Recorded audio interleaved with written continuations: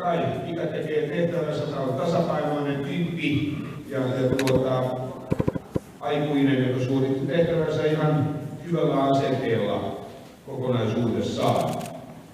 Käynti todetaan, että se on puhdas, säännöllinen, mutta se saisi olla matkaa voittavampi ja liikkuvampi läpi koko kehon, 7.0. Ravi on ehdottomasti tämän askellaji ja se on puhdas, säännöllinen, se polkee hyvin alleen, hyvä työskentely, hyvässä tasapainossa ja sitten toivomuslistalle, mitä voisi jäädä jo ehkä vähän enemmän kimmoisuutta ja elastisuutta ja kaikkea tämmöistä, mutta kuitenkin arvosana nyt 8.1. Laukka on puhdas, saisi olla jäntevämpää, kimmota irti maasta enemmän ja sitä kautta saisi olla vähän matkaa voittavampi vielä.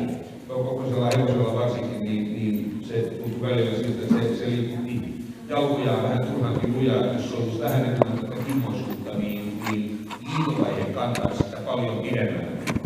7.4 laukasta. Mekaniikka ja kyky kantaa itsensä täten 7.5. Ihan niin kuin tässä on muutamalla muulla ollut eri vaikeuksia taas, niin 7.5 tämä keskiarvo, mutta se perustuu eri juttuihin. Luoneen ylös vaikuttaa olla 8.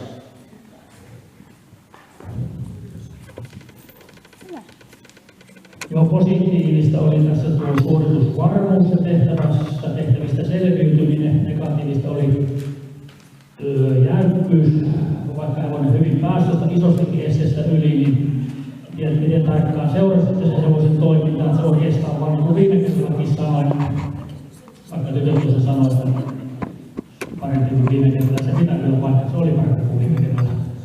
Mutta tosiaan se hyppytyyli on semmoinen, että se ei oikeastaan ponnista, se hyvin nostaa etujalat ja takajalatkin vähän huomioon, mutta nekin hyvin niin tietää, missä ne jalat kulkee ja pääsee esteen yli. Ja kun tässä on kuitenkin tuon ikäistä hevosta kysymys, että se on jo tehnyt suorituksia, en tunne taustalla, mutta varmaan on jo kisarvoilla ja silloinhan on tärkeintä se, että hevonen pystyy tekemään tulosta.